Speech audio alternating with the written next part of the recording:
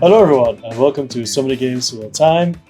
My name is Joachim, and I'm here with, Evangelos, as usual. as usual, yeah.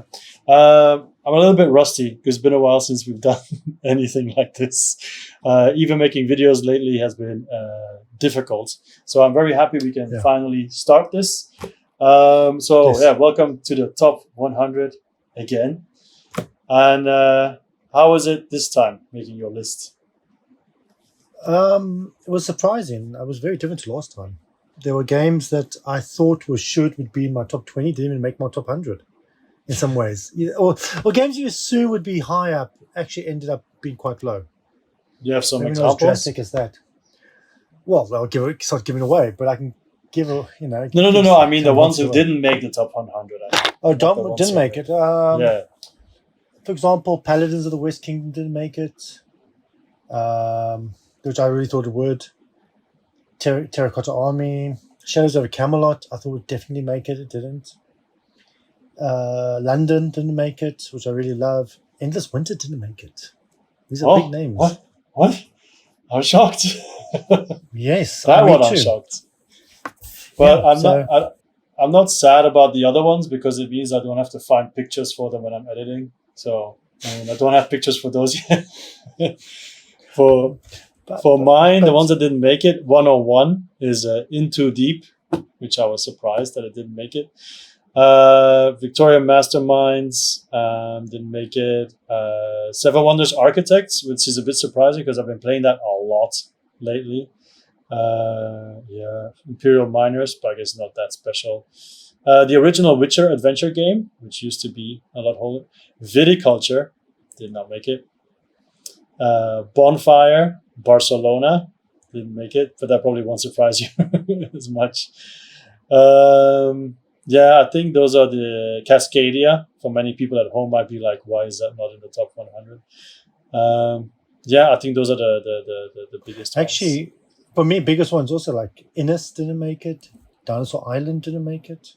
These are games I really, really like. So, yeah, Seventh Continent was 101. Yeah, and I love that game. So, yeah. But I think depends as well because next year I'm gonna do a little bit differently. We do pub meeple, right? And I put in like 260-ish games, which came down to like 546 comparisons or something, and so you're like 3 days going So I think next time I'm just going to cut like the last 50 games or whatever or more. Just I don't know. I think I'll start rating them on BGG and then do like the 10s, the 9s, and 8s. Maybe. This year I put 315 games in, and I wonder if the amount of games affects the list ultimately. Like last year, I put a lot less games in. I think it was like 180. Yeah. And maybe but the choice of games I put onto the list affected the list ultimately. Yeah. I don't know. Could be. It's strange. Like because you do it over a number of days, and then one day you might feel more like I don't know. You might lean more towards this game or that game, which happened to me with a couple of them. So we did it last year. How many new games do you have on your list? Do you have any idea? I didn't count them actually. Okay, I'll tell you mine. I forgot because I just did it like 5 minutes ago, so it's not like it was a planned thing. Sorry. Okay. I have 25 new ones, which is a lot for 100 games. It's a quarter, right? So yeah, definitely a lot of changes will be. Call to the new. Yes. And also for the people watching, I have no idea why my camera keeps focusing on the background and not me. So I'm going to be blurry. Sorry. Or maybe that's a good thing. So, so I call it the new for sure. So I guess we should... before we start. Yes. Last year, we had 18 crossovers. So 18. Yes. So shall we use that number as an over or under? Okay. I think it'll be about the same. You say it's the same. I think it'll be about the same. Maybe maybe about 20. I'll say 20 because we might share a couple of the new games. Yeah, that's true. That's true. I think the new games will bump up the shared number. Okay, so you say 20. I'll say 18 to 20. I think 18 to 20. Okay, so I have to be like over or under then, I guess. Last year I said over, so I'll say over again. Let's see. Okay, let's see. It's a lot though. It's like a quarter of a list. No, this time I'm going to say under. Not 18. Not 18. Less than 18. Okay. Yeah. Okay, so we can start.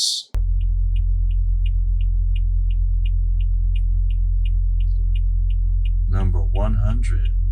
Just made the list. I think I was just looking at the list now. I think it was 89 last year. I didn't do it for all the games. I'll try. My 100 game is Letters from Whitechapel. Wasn't that way higher last year? It was 89 last year. I just checked. It was 89. 89. Oh, yeah, okay. It's one of my favorite games, but I haven't played it for a long time. But it's one of those games I'll always keep in my collection. I love hidden movement games. I love the historical setting for the game. I love the purity of the game. It's like a chess game. There's no gimmicks. There's no like hidden powers. Okay, the Jack the Ripper character has like a couple of moves that he can take, but ultimately it's a pure deduction game. Mm-hmm. So it's very clean. It's very much 4 people. If you 4 against 1, 4 people around the table, staring at the table, trying to work out where he is using pure deduction. And as I said, it's very thematic. You've never played it, have you? No, I haven't. No, and it's just got that style that the board is the map of Whitechapel from the time, and you move it across the grids. Jack uses certain different lines, and he's got a race. When you're playing Jack, it is incredibly stressful as you're trying to move and find a way to find little paths through the hunters to get there, and then to get to make your killing and get back home. And it's very stressful because you also get to hear what they're planning and still trying to work around that. And playing as the police, it's also very stressful because you're trying to really tighten the noose and you're working together to do it. As I said, it's a very pure game. I love it, but obviously I don't get to play as much as I'd like. But yeah, that's I'm not done. I always confuse it with the Dracula one, Fury of Dracula. Yes. And that's we'll be talking about that game later because I really love that game as well. But yeah, I'll explain how that game works differently. But again, one of my main things, I really love theme in games, even for Euros. And this game, it's pure theme. When you play the game, you feel like you are these detectives hunting Jack the Ripper. And when you Jack the Ripper, you feel like you're a fugitive trying to get away with murder. Literally, right? It's a really, really good game. It's really great.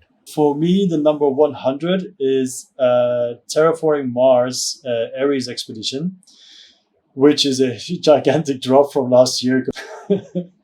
So this is lack of play because I've got the expansions, but I haven't played it since I've gotten the expansions. So I still need to get that to the table. So I think that's a major reason why it's gone down. Just haven't played it. But yeah, it's just Race Against the Machine. Race for the Galaxy. Rage Against the Machine, yes, it's a good board game. Race for the Galaxy that meets Terraforming Mars. Basically, you choose, everybody chooses an action, and you get to do a more powerful one, and other people who chose it gets the other one, so on. So everybody else can get like a lesser version.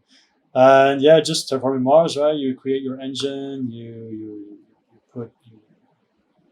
get the oxygen up, you put tiles down, you go for the goals and all that kind of stuff.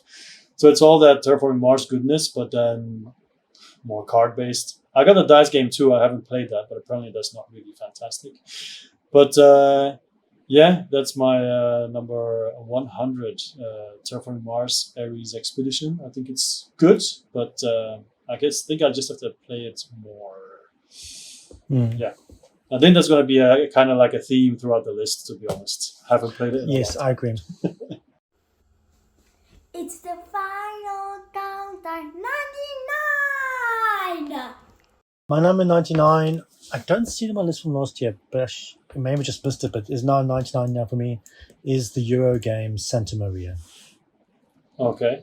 Yeah. Have you No, played it before? Played it. No. It's a great little Euro dice drafting game.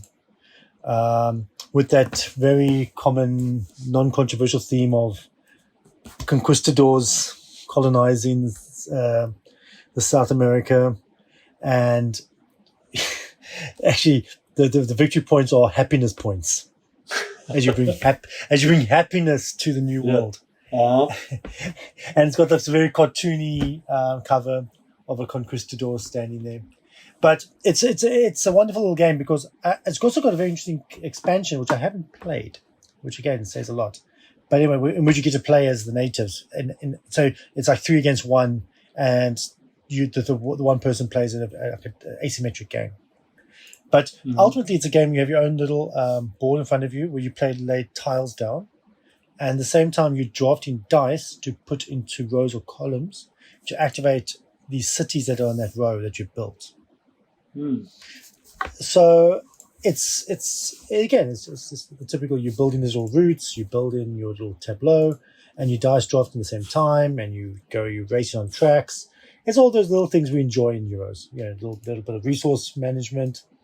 But the main mechanism that's really exciting is building a little tableau with the polynomial tiles, and at the same time also the dice drafting to activate and to build your resources. It's a great game. It's a great little game, and that I don't see myself ever not taking on the collection.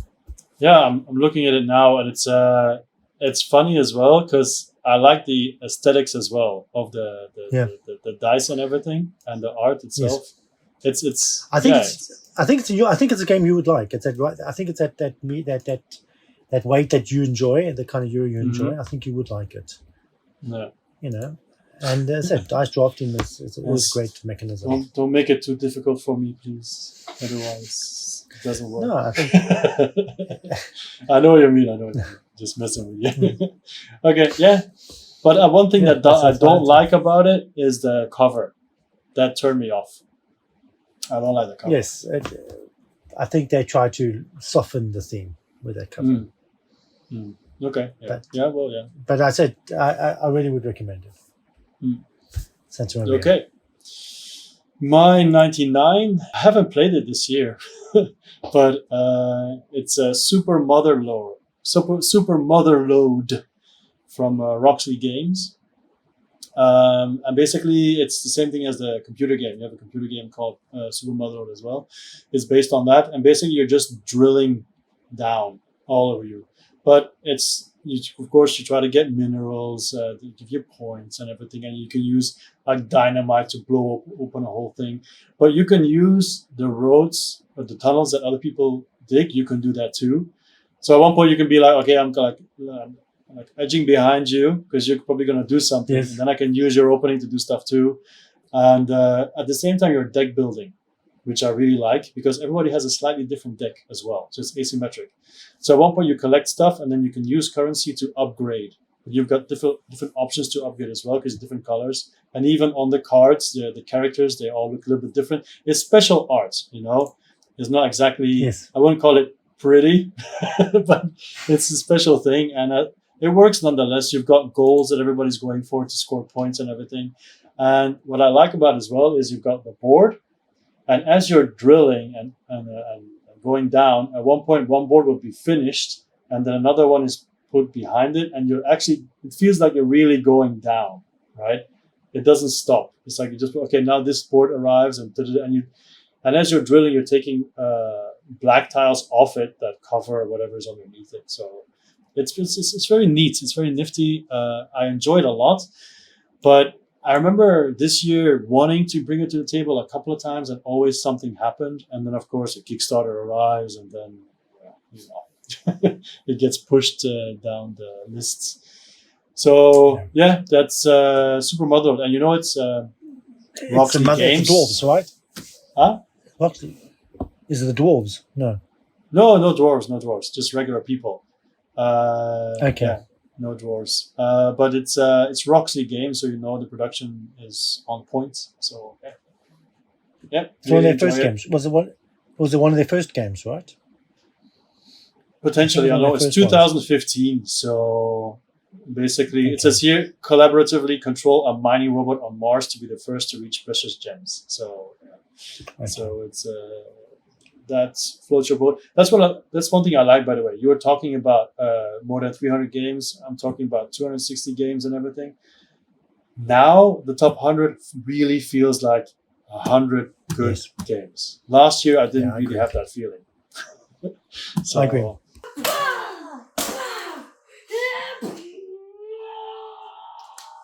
Time Storm activate. Number 98. Okay, my 98 was actually my round 86 last year, which again tells you how good these games are. This is from a designer which will come up more later, Vladimir Suchi, and the game is Pulsar 2849. Yeah, of course. Have you played that game? Have you played this game? I played it with you the only time. And then I was going to buy it, but the only reason I didn't was because it was a table hog. And back then, that was a problem for me. Not anymore now, though. So maybe not anymore. I think even today, this game is probably moderate in its size. Yes, it's the main problem with the game is that that tech tree thing that goes inside the board. Branches out. It binds out, yeah. But again, Vladimir Suchi is like he's quite literally probably my second favorite designer. I think he doesn't make a bad game. And this game is just so cool. It's not the greatest looking game in the world, but it's very like generic space, but with these interlinking links. But again, it's that main mechanism of driving those dice and the medium. So all depending on the roll, certain dice could be more valuable and less valuable. There's no predictability of what will be valuable this round, and it's all that tension of which dice you're gonna draft and which track it's gonna affect, and then what you're gonna do with it. You get the tech tree, which is always fun. So it makes the game different every time because there's different techs to build on, and you build your little ships in the bottom there, and you build your network. And it's just there's so much going on, and it's always fun. I love it. Just all these, so just all these little middle mechanisms, little mini games, but they all go together nicely to form a big game. But I think many games, like some games on my list, they're on there because of that one mechanic, and then the more good mechanics, the higher they rise, of course. But this one, I mean, if I owned it or played it more, I think it would be just because of the dice mechanic that I thought is so awesome. That you have to choose and so on. And I really enjoyed that part. Even though I remember being bad at the game, but... But I think that dice mechanic just creates a real tension. And there's also there's a little like pyramid on your sideboard. You've got a little pyramid. So you're also trying to work with the connections to build up the bottom of your own little pyramid board. So the game gives you these different avenues to follow, so it guides you through the game. But you're right, that interaction with that dice drafting is just so clever. It's a really cool game. So it deserves to be 100, I think. Okay. My number 98, and I'm going to talk about it while I'm going to the fridge to get something to drink. Otherwise, I'm going to die. My number 98, is new. I think it's... wait, you know what? It's behind me. You can just take it. It's right here. What was it then? King of Monster Island. And because of the camera, it looks like a different language. King of Monster Island, yeah. So basically it's King of Tokyo, but it's comparative. So you have this big bad monster in the middle. There's a volcano in the middle, and you have those dice towers, right? The cube towers. So here as well, when the monster moves, you roll these dice, put it in the volcano, and then they get spread out over different areas on the map. And that's where the monster will do stuff. Things will happen, But what I like about it, it's typical King of Tokyo. You roll your dice 3 times, you do stuff. You help each other because it's co-op. But you also have a supporters track, like a fan track, like people who help you, sidekick, I think it's called, a sidekick track. And they give you a lot of bonuses, and it's also cool story-wise. Like, for example, I might be Gigazar, but then I have like this whole army of robots that's helping me on the side and things like that. And basically it's a typical co-op game. Like the big baddie is trying to put crystals around the map, and you're trying to get rid of the crystals, and meanwhile also hitting him. But as he gets stronger, he gets more abilities, but then you get stronger too. So yeah, I played it with students. I played it with other people, and it's just very enjoyable. I prefer it over King of Tokyo because it has more facets to it, more stuff to it, more mechanics, more tension. Yeah.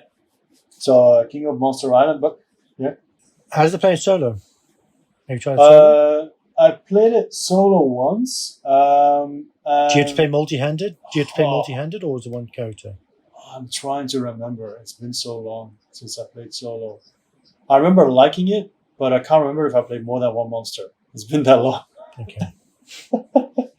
Yeah, I remember enjoying it solo as well. Otherwise, it probably wouldn't have gotten this high. I was gonna make a video of it, but then didn't. So that's the story of my life. They announced King of Tokyo Duel.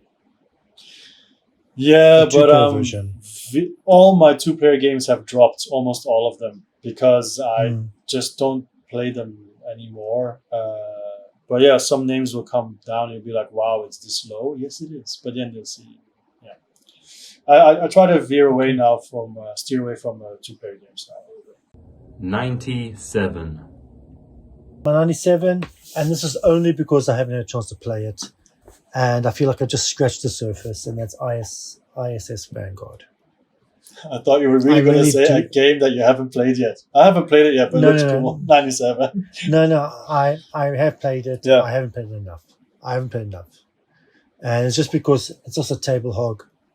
It's a commitment, especially solo, because I only play solo games. I don't play cooperative games with people. Because the group I play with don't want to play cooperative games. Yeah, so I know. I have to play solo only. So Ice Vanguard, which I think it's just a great game.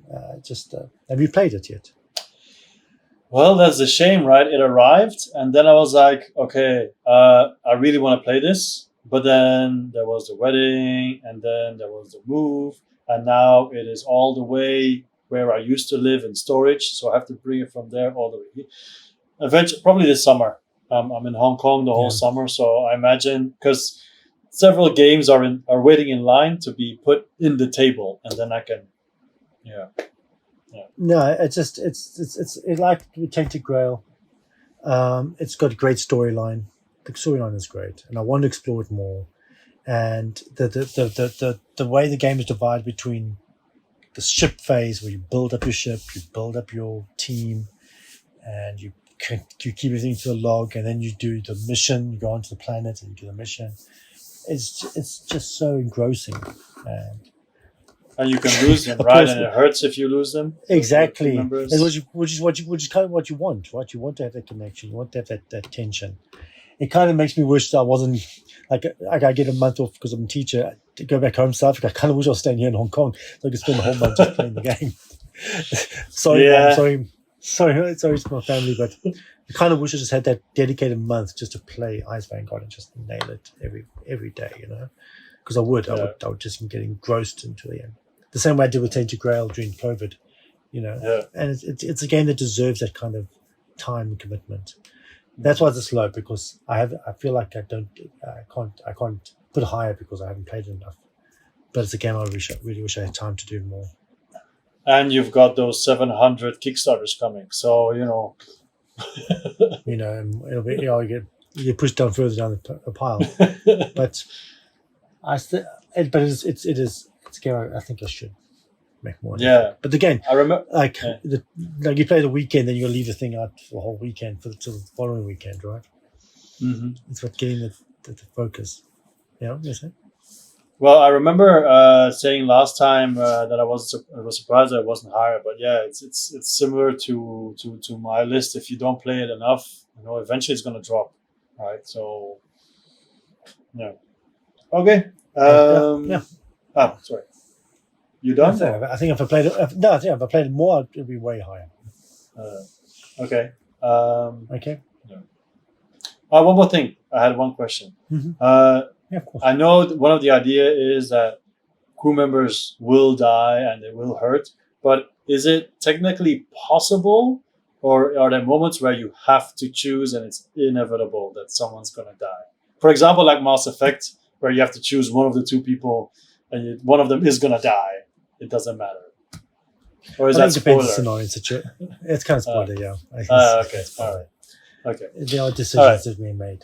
My 97 is another huge drop, not as bad as Terraforming Mars or as Expedition though. It's Dojo Kun. Do you remember?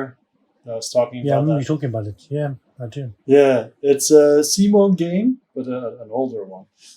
Very nice production. I think it's often on sale, even on Amazon. But basically, it's you have your own dojo. Everybody has their own dojo. You train fighters. It's a worker placement game at the start. So typical things, you have your fighters. You can get more fighters. You can increase. You can make your dojo bigger. You can send your fighters out on missions, or you have them train. You can get equipment and put it in your dojo, so only you can train there. Things like that. And in the middle of the game, there's a tournament. So then everybody sends their fighters to the tournament, and you can choose kind of where your fighter goes during the worker placement phase, but you also just say random, let's draw it from a bag and see who I fight. But it can be like, oh no, that person, they're getting way too strong. I don't want to see them until the final or whatever, because of course the farther you go, the more points you get. And of course, at that point, when this tournament starts, it becomes a pure beer and pretzel game, because the people who are not fighting, they can bet on who's going to win, and then you roll the dice, because that's what your fighters have. They have dice, and you have like this whole track. When you roll your dice, you have to see, okay, this dice grapples, this one blocks, this one kicks, and it goes like in a flow to see how much damage eventually hits that person. And then after that all finishes, you have like two brackets, and they come to the middle for the final match. Then you add all the scores, and then you have another 2 or 3 rounds of worker placement, and then you have the final tournament with, of course, higher scores. And and all the fighters are different. They have different stats. Some of them have abilities. Some of them have 0 abilities but are really strong in fighting. You can train them by getting different moves, and then you have to use different die faces to activate them, like 10,000 punches or whatever, or snake hits, kick, whatever. So it's just pure fun, and but you need to have 4 people, because if you put the solo guys in, they're really strong, as in like it feels unfair how strong they are. So it's more fun with other people, because other people make more mistakes. And that's it. So that's Dojo Kun. Still really good, but 25 new games, and haven't played it as much, so down to 97. 96. My 96 is a game I don't see on my list. It's not a new game, far from it. I don't see it on my list last year. I don't know. Anyway, it's a game by Martin Wallace, and it's called Wildlands. I don't know if you played it. I know it. Isn't it all like skirmish games? It's basically a skirmish, area movement, but it's a skirmish game with the deck. It's It's like a hand management deck game. So, and it's basically a skirmish. It's a skirmish game, and you're running around hitting each other, trying to get these crystals to get points, but you also get points from killing each other. And you start with you have an asymmetric team. So there's multiple teams, and in the expansion there's more teams. So you get a team of little guys, and you get an asymmetric deck, and it's basically a skirmish game, but by Martin Wallace. So there is depth to it, and it's a lot of fun. It's actually really a lot of fun, So you have multiple characters, then it's not just one hero or whatever. Yeah, you get multiple characters, and they come with a deck, and the cards, and the deck of cards is multi-use cards. So you get your cards, you can decide what you want to do with it. You use it to move certain characters. You get to move them. You get to use the card to make them do certain actions, like range attack, move, do all different things. You can have certain cards that interrupt the other person's action at that moment. But it's a lot of fun. You're running around and just doing all different things, and there's height, and there's sometimes you can get line of sight, and you get a height to do things. And one of the best parts of the game is you get these objectives that are face down, if I remember correctly, at least some of them, your opponent chooses which ones are the points that you need without you knowing. Okay. So your opponent will decide, okay, this valuable one I'm going to put over here. Yeah. But you don't. But it's face down, so you don't know if he's bluffing that's the one or that's an empty one. So you might put the valuable one. You might put the valuable one of the valuable point ones near his guys. Yeah. But that might be the blank. But that might be blank trying to get you to go into the trap, right? It's really cool. Yeah. It's just a skirmish game, but because it's Martin Wallace, who is one of the best designers out there, it transcends that genre, right? Because skirmish games are a lot of fun, but then a lot of times it's just go up to a guy, hit him, run away, right? Or do this kind of. But there's a lot of depth here with the card management. Like it feels like a deck builder, even though it's not a deck builder, and it feels. I don't know. I just think it's a really good game. I think you'd also enjoy it. Well, this is one of the games that I've looked at several times. It also has a bunch of expansions, right? And that's what makes it even better, because you get different maps. You get different factions. And the last one even had a very good solo mode. Oh, okay, cool. Yeah, that sounds very interesting. Sounds very cool. Yeah. I think it's a great game. Good production value as well. So yeah, that's but a good production value by Osprey. So yeah. Mm-hmm. Yeah, I can see the box cover. I mean, I'm not on the computer, but I've seen it many times already. My 96, and that's a night parade of 100 yokai. So I don't know if you remember that or not, but basically you have 3 scrolls in front of you, and they start with a card each. And on your turn, you activate a scroll and you do what the cards say in that scroll. So at the beginning, you're only going to have 1 card. So it's just going to be like one thing. And you're going to be placing units on a map, like area control. So some might be like moving around. Some might be like placing a unit. Some might be like punching someone, or might be hiding or whatever. Or some might just be currency. And if it's currency, you can buy new cards that you can then have to add to a scroll. But like once you use a scroll, you cannot use it next round. At least it's the first time I'm mentioning it. So you use the scroll 1 round. Next round, you have to use a different scroll. And then you can use the other scroll again if you want. But it forces you a little bit to diversify. There's a bunch of cards that you can use, different clans, and they all have really, really cute meeples that you put. The map is also double-sided, so that changes things.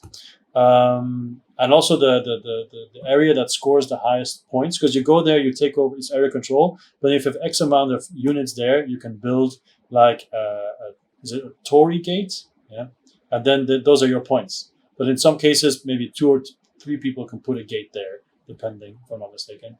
But so you're basically you're racing for that, and then in the middle there's an area where you can only move into. You cannot drop your guys there, so that's another thing.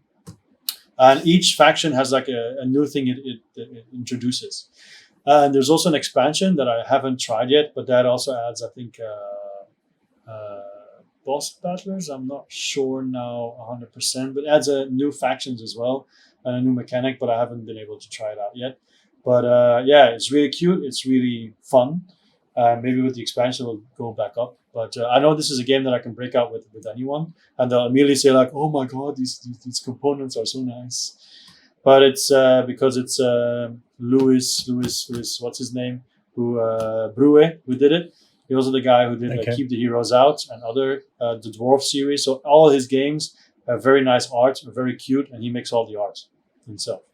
Okay. So in advance when you get one of his games, it's going to look good. But 95. My 95 will definitely be a crossover, though this game being 95 will probably be sacrilegious to you. And this is just simply because I'd never play it, because I can't. It's Twilight Imperium it's Twilight Imperium. It's this low simply because it's this. Yeah, I know it's going to be quite high for you, and the game deserves to be that high. But again, it's almost unplayable because it's so difficult to get right. To get to the table. Mm-hmm. But when the stars align, it's amazing. It's amazing. And have I got news for you? Because now you can play it online. So we've been playing it online the last week. So if you want, it doesn't scratch the same itch as being in person, I know, but it is a way to play, and that is doable. But of course, it takes ages. And do you play with Discord or do you do it not? No, just WhatsApp. We just overplay WhatsApp. over WhatsApp, and we have a group on WhatsApp. We talk about it, and there's the website. What's it called again? Twilight Wars, I think it's called. And then someone just starts a game, and you get your stuff. The only thing that's the downside of playing online is once you have the agenda phase, you have a lot of action cards that say play this before the agenda phase, play this during, play this after it's revealed, a law is revealed. But then everybody else has to say like, no, I don't have one. Yes, I have one. So it just like goes around before you finally get it done. So of course it's better in person, but yeah. I heard it's coming to someone said it's going to come to Board Game Arena. Yeah, well, that would also be cool. Yeah, but I imagine it's just going to suffer from the same problem because you have so many. Yeah. But I think without the table talk, it's not the same. Well, That's especially not if you play with strangers. Yeah. Yeah, that's what I say about Discord. I think you need that real time talk. Mm-hmm. Mm-hmm. Yeah, but it's a great game, but it's just so difficult to table. It's a grand space opera. For the people who don't know what it is, a grand space opera, you just have your own faction, you try to dominate the universe, and everybody does it. And you have an agenda phase where everybody argues about laws that change the game. Simple explanation. I'll talk about it more because Yes, I'm sure it is my number 95. No, it's not. No. I do own it, by the way. So maybe one day we'll be able to play it at my place. Who knows? Number 95 has always been on my list. Has always been in the top 100, and it's Jinja. So Jinja, Jinja. So basically, it's Japan. You are building these towers, but it's a worker placement game. But what I like the most about this game that is very tight, like you really feel the tension. For example, you might have a card that gives you points if you manage to get 2 towers in this area, because it's also area control. You're really, and there might only be 3 spots for everyone. So then you're really like, okay, I got 1 there. I really, really know they cannot go there. They really now cannot go there. And they're like, oh my God, I was able to do it. Or like, oh no, someone went there. This card is now useless.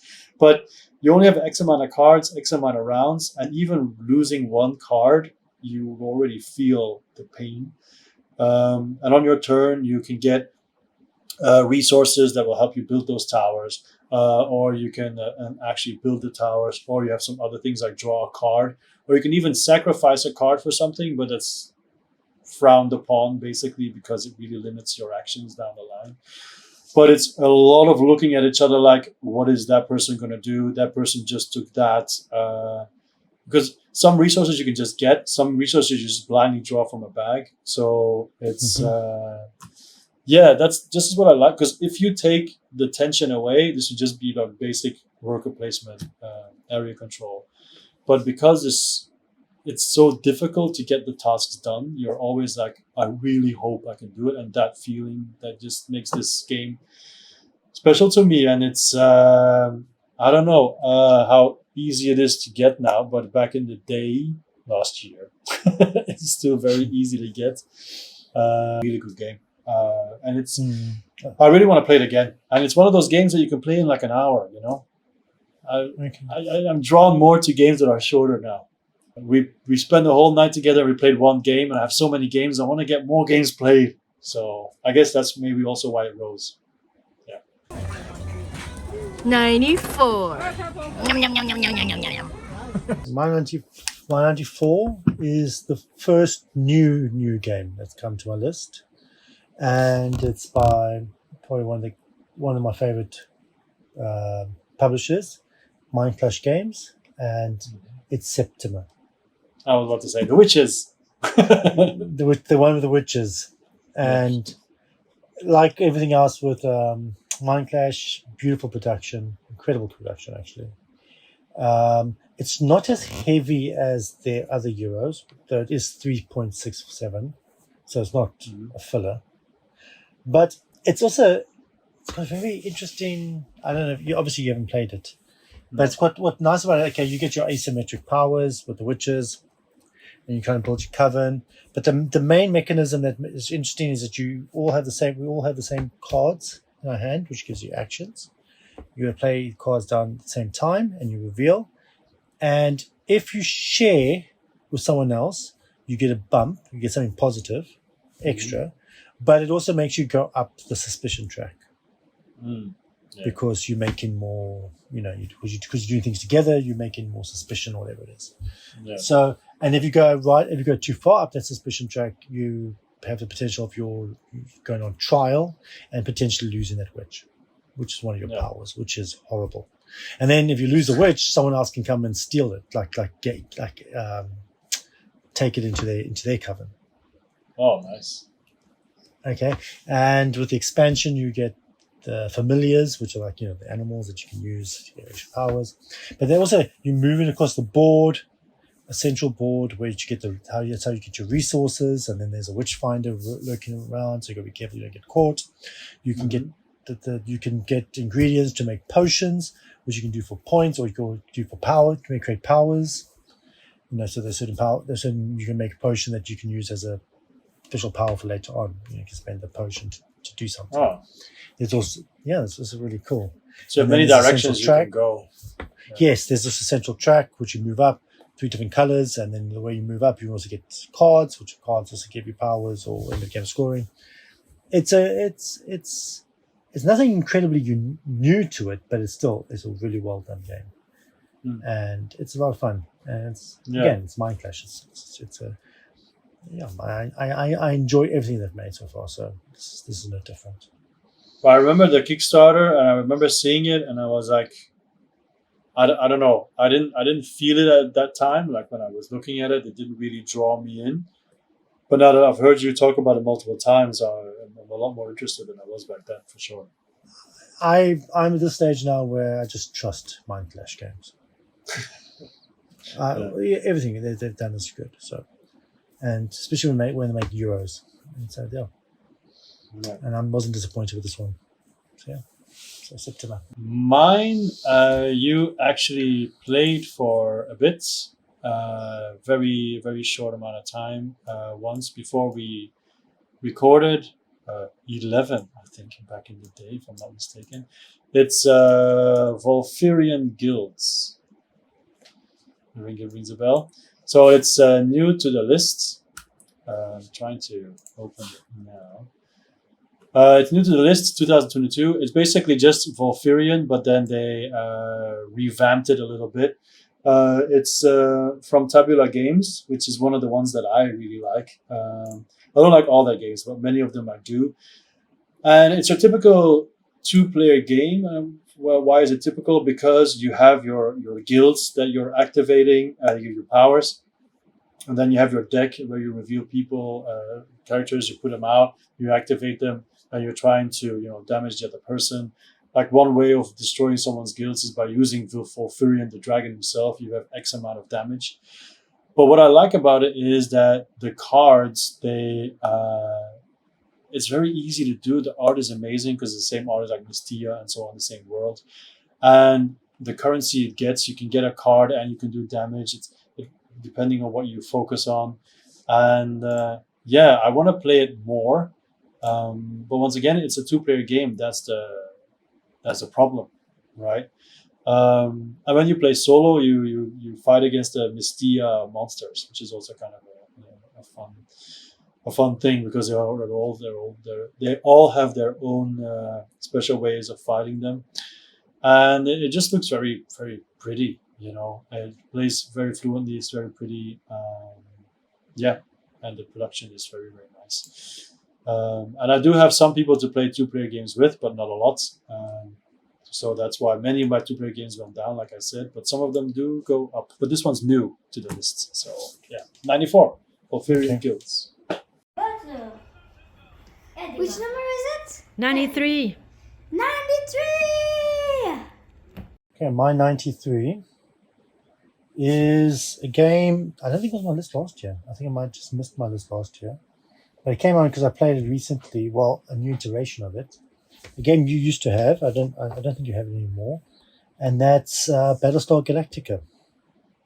Yeah, rub it in, why don't you? Stroke Unfathomable, because I also got Unfathomable, which Yeah, is okay. the Cthulhu version of it. Mhm. And I played recently. I played Unfathomable again. So, and it's basically the same game, just with the Cthulhu theme.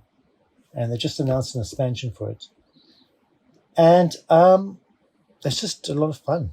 It's just a fun social deduction game.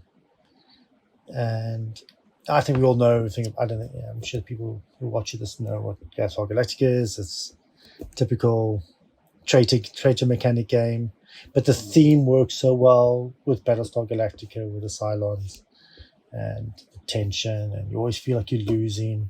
Maybe the game you could argue that the game is slightly weighted too much for the Cylons. It's very difficult to win as the humans. But I think if the game was easier for the humans, it would not be as good. I think the game really has to be hard. I think the game has to be hard in order to create that tension. And Unfathomable, it comes down to whether you like the Cthulhu theme or not, because it works just as well and it's just as fun. Do you like the Cthulhu theme? I don't really have any special feelings about. I mean, in some cases, yes, but I don't really need the unfathomable. I mean, unfathomable. When I watch it, when I look at it, it doesn't really do anything to me. For me, I mean, I like other games with Cthulhu, but I think there's also definitely some Cthulhu fatigue, I would say. But maybe I'll give it a go with someone else's copy and I can be convinced. But one thing what I really liked about Battlestar Galactica is that you can actually start the game and no one is a Cylon. Because like halfway you get another set of cards and then suddenly you But can yeah, be one. So same thing in Unfathomable. And they got the same mechanic in Unfathomable. Unfathomable is basically the same game. yeah. With Unfathomable, though, I did on Etsy buy miniatures, because what happens is the characters are standees. Oh, okay. Yeah. And the monsters are miniatures, but the Mhm. characters are standees, and I hate that. I hate when they. But Firstly, I don't like standees, but what I hate more about it is like what they're doing in Gloomhaven when you have half standees, half miniatures. I hate that. It's like one well, or the other. same. So actually, It was. Yeah. Sorry. Yeah. yeah, so I managed to buy on Etsy miniatures of the characters, and I've got them and I painted them. It worked really well. Yeah. So, yeah, what yours? Well, with Battlestar Galactica, it was also standees, right? That's what I'm saying. That's what I hate that too. But there weren't miniature Cylons running around the ship. That's true. Whereas in Unfathomable, there were these little creatures running around the ship as well, in miniature versions. Yeah. But I know I agree with you about the Cthulhu fatigue. But I do like that 1920s, that 1920s aesthetic. Mhm. The ship line and the ship liner, and everyone's wearing, the 1920s clothes and that era. There is a charm to that era, which I think does work well too. Yeah, and Like also jazz you type can era. on YouTube you can easily find like a Cthulhu style soundtrack, Yes, and that's soundtrack really goes well really with it. awesome. Yeah, Yes. so I do So see the appeal, but I watched Battlestar Galactica like 3 times or 4 times from start to finish. So for me, that was like a really the really strong theme. But the reason why I got rid of it in the end was because I had a series of bad games in a row where there was always like someone who didn't enjoy themselves, and then after a while I was like, I knew it was very wanted, so I was able to sell it at a nice price. But I was like, yeah. So that's basically the main yeah, reason. I do think that also the theme does age the game, because after a while, no one's seen it. People have either forgotten the show or haven't seen the show. Yeah, And true. Yeah. it's stills. The other thing is it's all stills, which I kind of hate as well. But it was the theme just worked well. And as I said, I do think Unfathomable works really well too. But it has the same flaws. Whatever flaws Battlestar Galactica, which is why it's in the 90s, whatever flaw it takes too long. The humans barely win.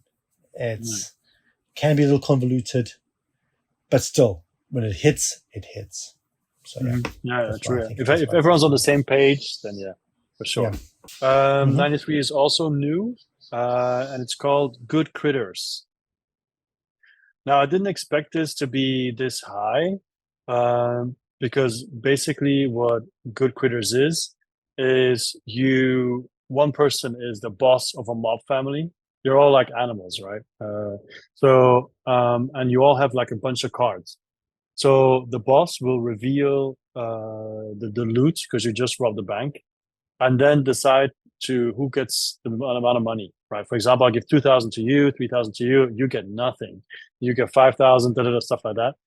And then people have to play a card face down. So you're supposed to play with a lot of people, like maybe 7 or 8 or whatever. And you can play with lower count as well, but it's less fun. So basically, with the card you play, you can be like, you vote yes, which basically means I want the boss to stay the boss. You can vote no, and then a new boss will be chosen according to the rules. I think it's the first person who said no that then gets the new mob boss title. You can also do rob, because everybody has a standee. Yes, I know a standee. And during the card phase, you can put it in front of someone else and then play a card. It can be that you just play yes, and then it doesn't matter that standee is there, but you can trick them by making them think you're going to rob them, and then they'll play a defend card. Because if you rob them and they play defend, they actually rob you the other way around. So people are like, oh, what are you doing? And you put it in front of other people, stuff like that. And you can also do, is it skim or rob or loot? I don't know, I think skim, something like that. Basically, if you are the first one who played that card, you take the top deck of the loot and you get it. Basically, you're just skimming off the top, right? You're taking the money. So basically, everybody reveals, and let's say nobody wants me as mob boss anymore, then nobody gets to keep the money. If I'm not mistaken, it gets given back to the boss, and they draw more cards and then have to divide the money again. And it keeps going around until you go through the deck of money, and then you reach the fuzz when the police arrive, and then the game is over. So trying to get as much money as possible until the end of the game. So I play this with students. I played it with people as well. It is a lot of fun because people are constantly threatening each other. And, because if you give them a lot of money, they're really happy. They'll leave you alone. But if you don't, they'll be like, hey, what the fudge? Stuff like that. So yeah, it looks really good. Very, really nice production. It comes with an expansion where you can bribe people next to you with like little tokens of money. Say like, okay, you do this for me, or we can give you stuff like that.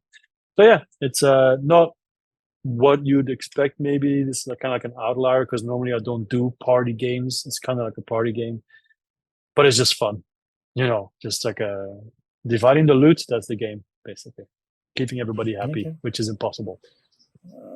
I split you share. Yeah, I split you choose, right? Yeah. Yeah. Okay. Number 92. My 92 is, I'm pretty sure it's in your list. So I think it's my big crossover.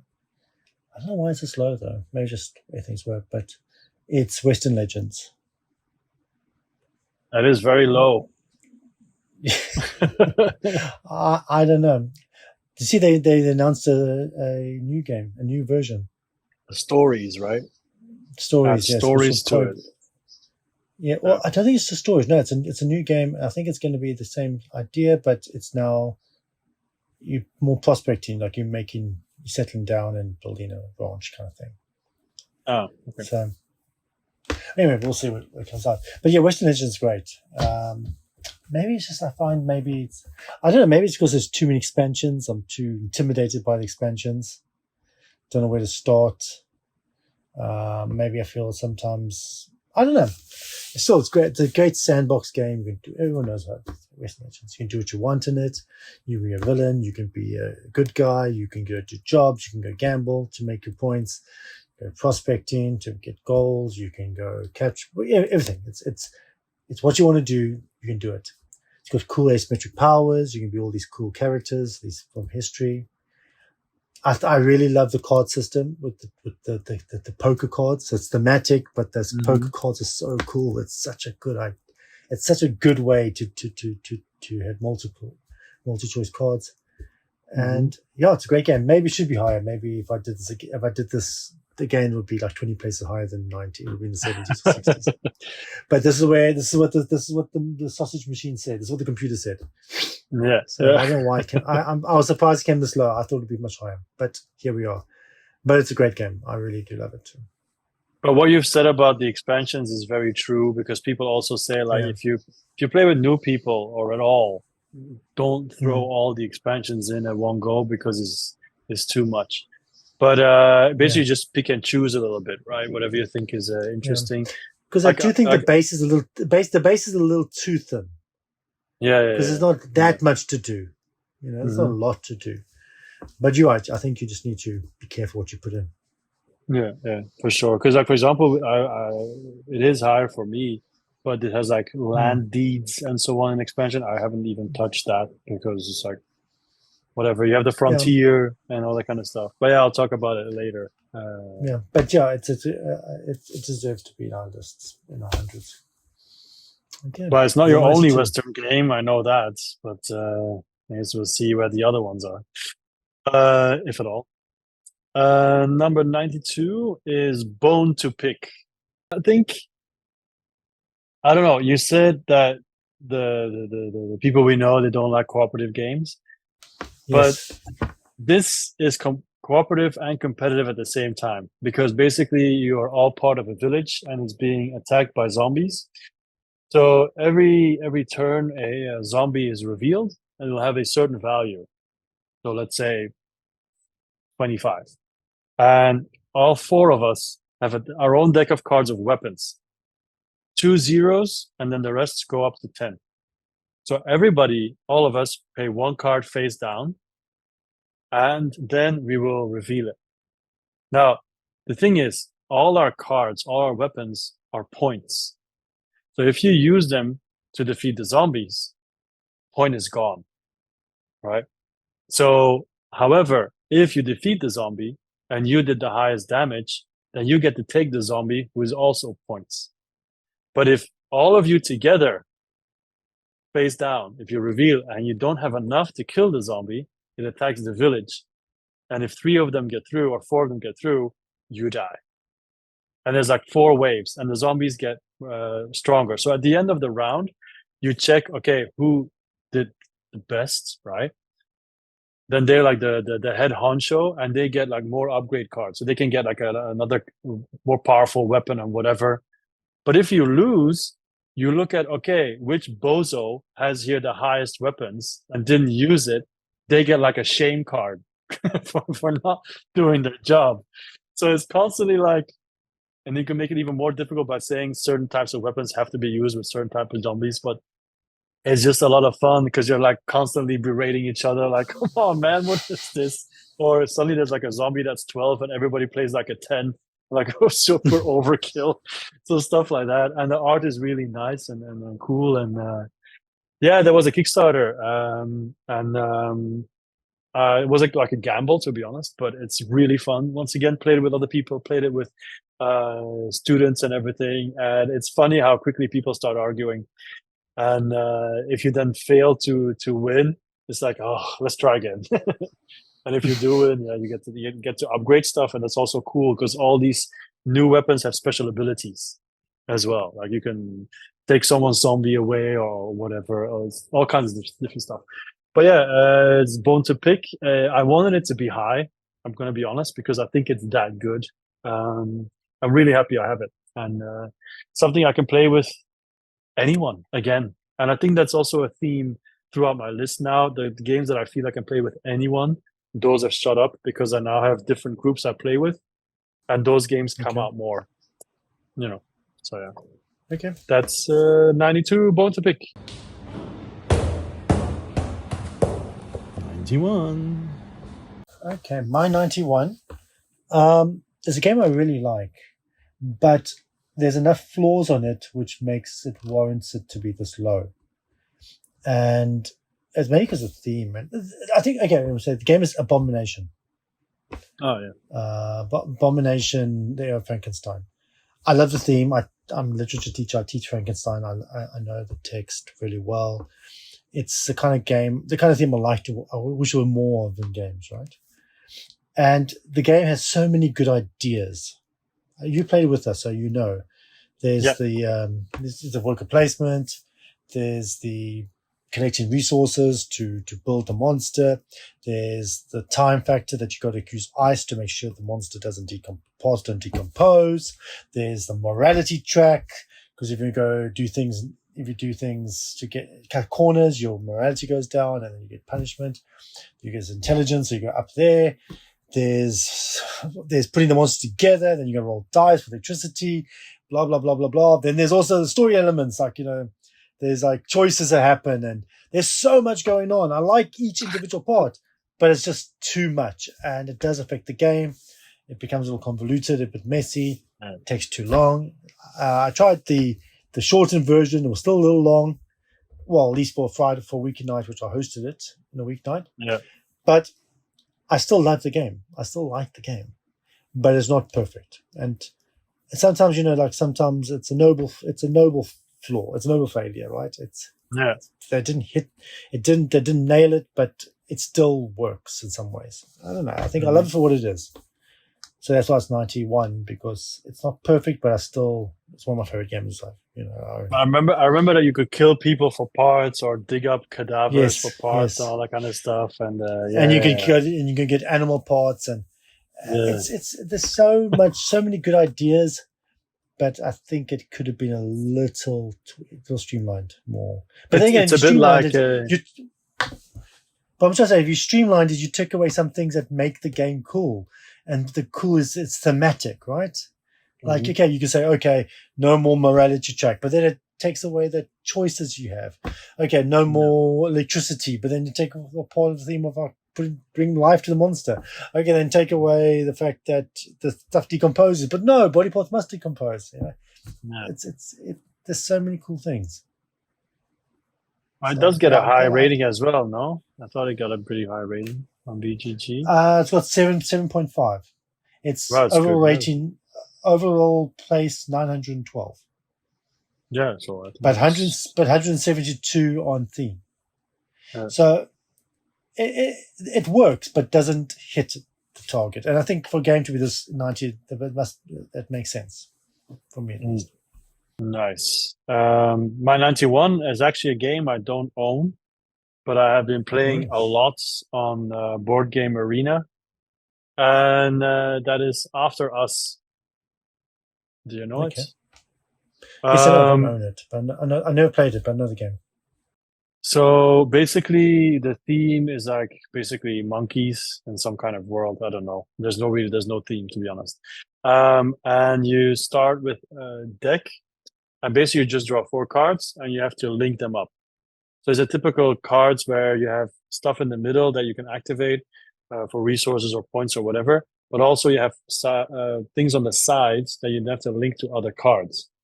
And then you go from top left to all the way down to the bottom.